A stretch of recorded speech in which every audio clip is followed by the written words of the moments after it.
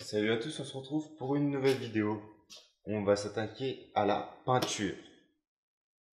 Alors tout d'abord, avant de peindre tout ce qui va être carénage, châssis, jantes, cache, etc., va falloir déjà démonter totalement la moto. C'est parti pour le démontage de la Yamaha. Tout d'abord, j'ai procédé au démontage de la moto afin de retirer toutes les pièces pour pouvoir m'attaquer au ponçage.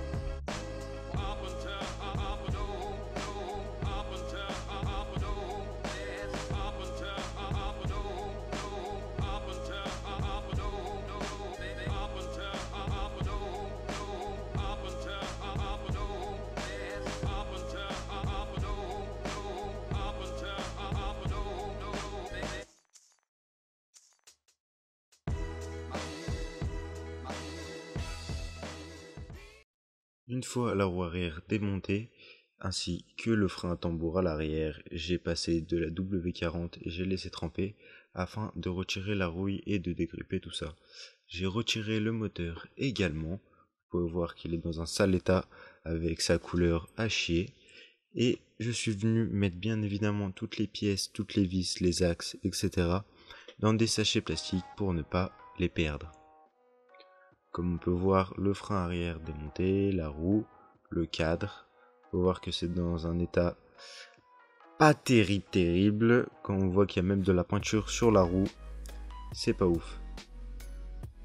Je me suis attaqué au tri de chaque pièce.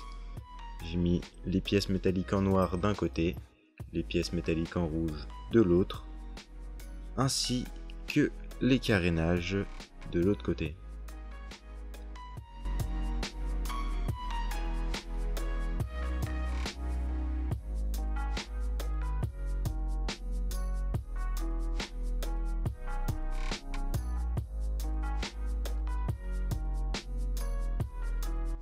On peut voir toutes les petites pièces, style le frein, le disque de frein, les poignées, etc. On peut voir que je me suis attaqué au démontage du moteur, en tout cas des deux carters latérales, afin de pouvoir les peindre correctement.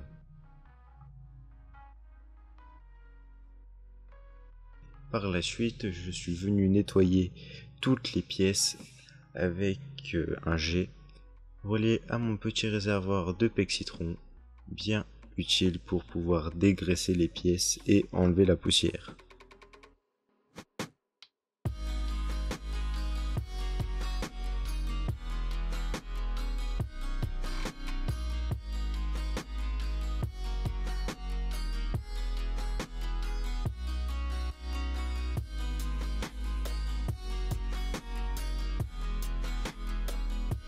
Une fois cela fait, je suis venu passer toutes les pièces au Karcher afin d'enlever tous les restants de dépôt. On peut voir que la peinture est tellement de mauvaise qualité que même avec la puissance du Karcher, la peinture part. On s'attaque au ponçage. Tout d'abord pour le cadre, je suis venu utiliser ma technique de blédard avec mon chalumeau. Je viens chauffer la peinture afin qu'elle cloque et avec une spatule, je viens gratter la peinture. Une fois ce travail de bouche est fait, il ne nous reste plus qu'à poncer toutes les pièces, en tout cas le cadre, pour avoir l'aspect le plus lisse possible et que la peinture adhère le mieux possible.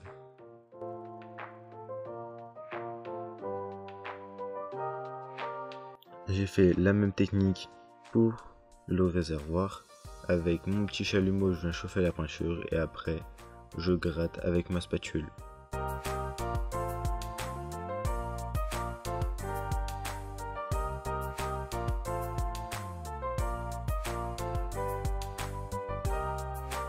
Après, on réitère encore et on ponce. Vous pouvez voir les deux jantes, dont une des jantes que j'ai préparées. J'ai caché avec du scotch et j'ai tout poncé. On peut voir les carénages. On peut voir que certains carénages ont déjà eu une première couche de mastic et d'autres non. Certains ont été poncés et d'autres non.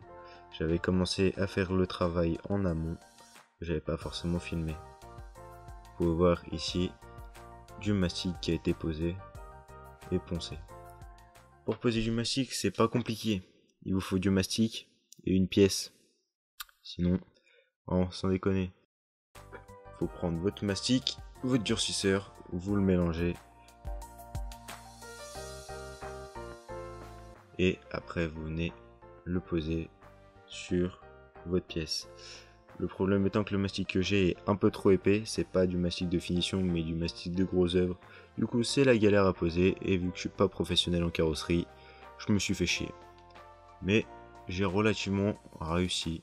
Après pas mal d'essais, vous pouvez voir que ça fait quelque chose pas trop mal. J'ai pas la meilleure technique au monde, hein, mais ça a le mérite de fonctionner.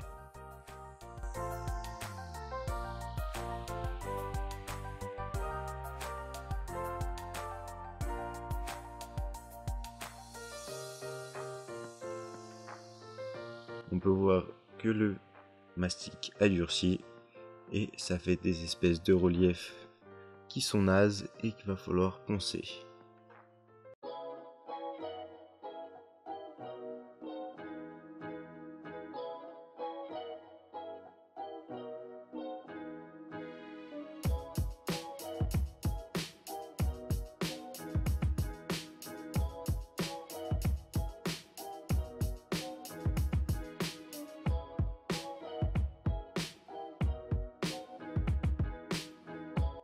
Comme vous pouvez voir, on vient poncer les pièces. C'est un travail très rébarbatif. Et on ponce jusqu'à que, quand on vienne toucher avec la main, la pièce soit le plus lisse possible. Dès que vous sentez une aspérité, il faut continuer à poncer.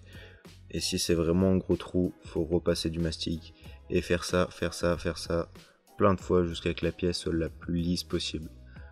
Vous pouvez voir, après avoir poncé avec du grain 500, donc le grain un peu de finition si vous voulez, et j'utilise aussi du grain 180 pour faire le gros œuvre, la première partie du ponçage. Les pièces reviennent relativement correctement. Vous pouvez voir qu'elles brillent, qu'il n'y a quasiment pas de défaut. Elles sont bien mieux qu'avant, dans un bien meilleur état.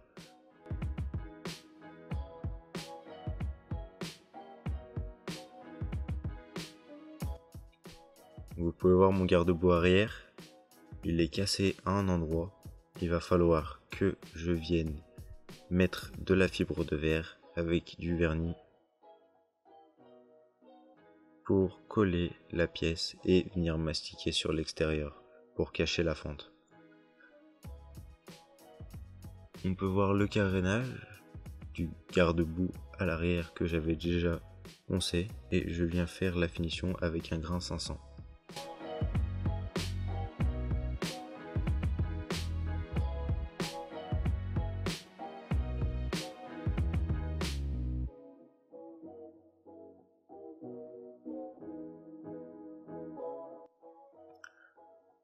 je m'attaque à la fibre de verre. Donc avec la résine, on vient mélanger un composant A et un composant B. Normalement, on est censé y peser, sauf si on a un roublard comme moi et qu'on fait tout à l'œil. En vrai, c'est déconseillé, il faut mieux y faire avec une balance. Mais là, au pifomètre, ça marche très bien. Et normalement, on vient appliquer la résine sur la fibre de verre à l'aide d'un pinceau.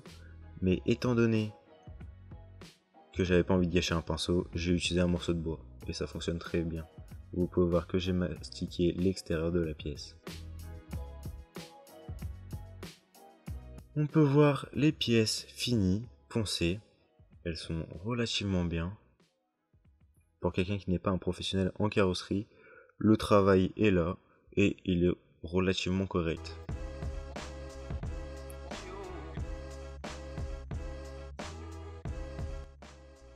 Après, je me suis attaqué au ponçage de petites pièces métalliques comme ma poignée de frein, etc. qu'il va falloir que je repeigne en noir.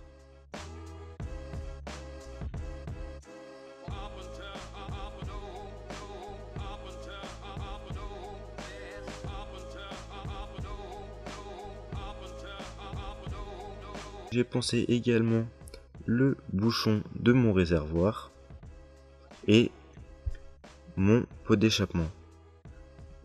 On s'attaque désormais à la peinture. Comme vous pouvez voir, cette magnifique cabine de peinture, en vrai, elle n'est pas parfaite, mais elle a le mérite de tenir les pièces au chaud et d'être relativement bien ventilée.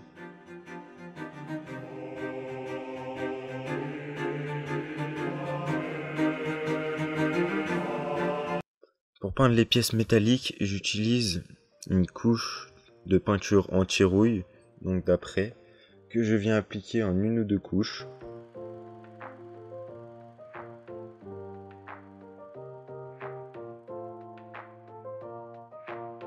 Et après, je viendrai poncer légèrement avec un grain très petit, pour pouvoir peindre avec la peinture rouge.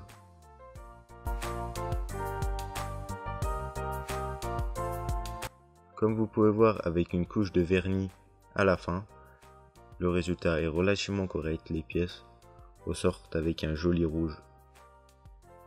On s'attaque désormais aux suspensions. Pareil, je suis venu mettre de l'après anti-rouille, de la peinture et le vernis.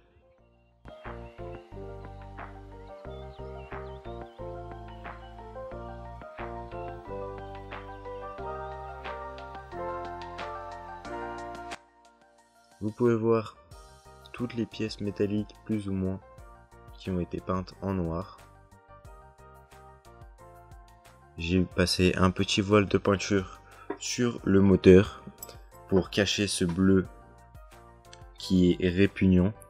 Et sur le haut moteur, je suis venu mettre une peinture qui résiste à 800 degrés, il me semble. Cette peinture, je l'ai également appliquée sur le pot d'échappement, ainsi que sur la sortie de l'échappement, mais aussi sur les carters moteurs.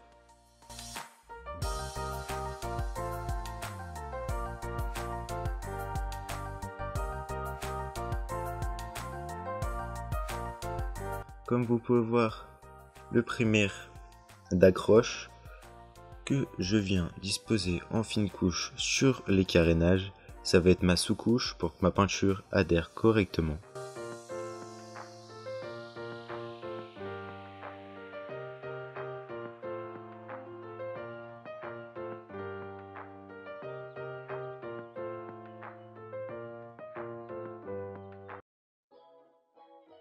Et bien sûr, avant de passer à la peinture et entre chaque étape, comme j'ai pu vous le dire, je viens poncer avec un grain très petit, un grain 1000, un papier de verre spécial carrosserie. Juste après, je viens passer ma couche de peinture noire en 2-3 couches. Moi, j'ai pour habitude de passer des couches très fines afin d'éviter les coulures et de tout le temps être en mouvement pour éviter qu'il y ait des parties où la peinture soit plus épaisse que d'autres.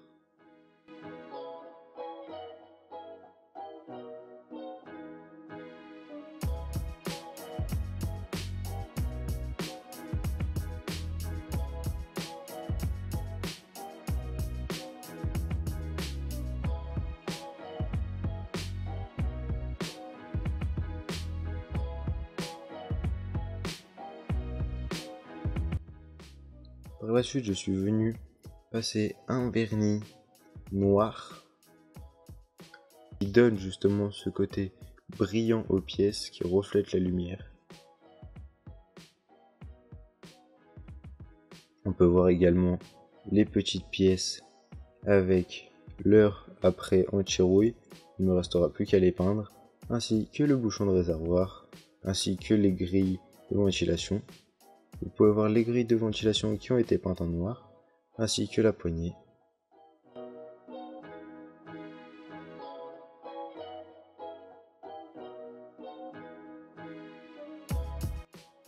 On voit le garde-boue avant et le phare qui sont également peints en noir.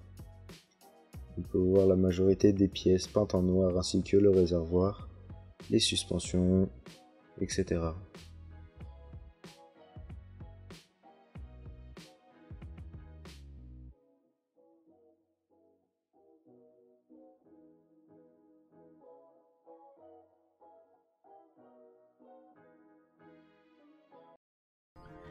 On se retrouve pour une prochaine vidéo pour la partie 3 de la Yamaha.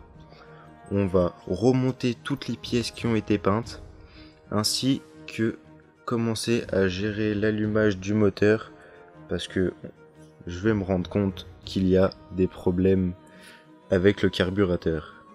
Sur ce, j'espère que cette vidéo vous aura plu. N'hésitez pas à liker, à vous abonner.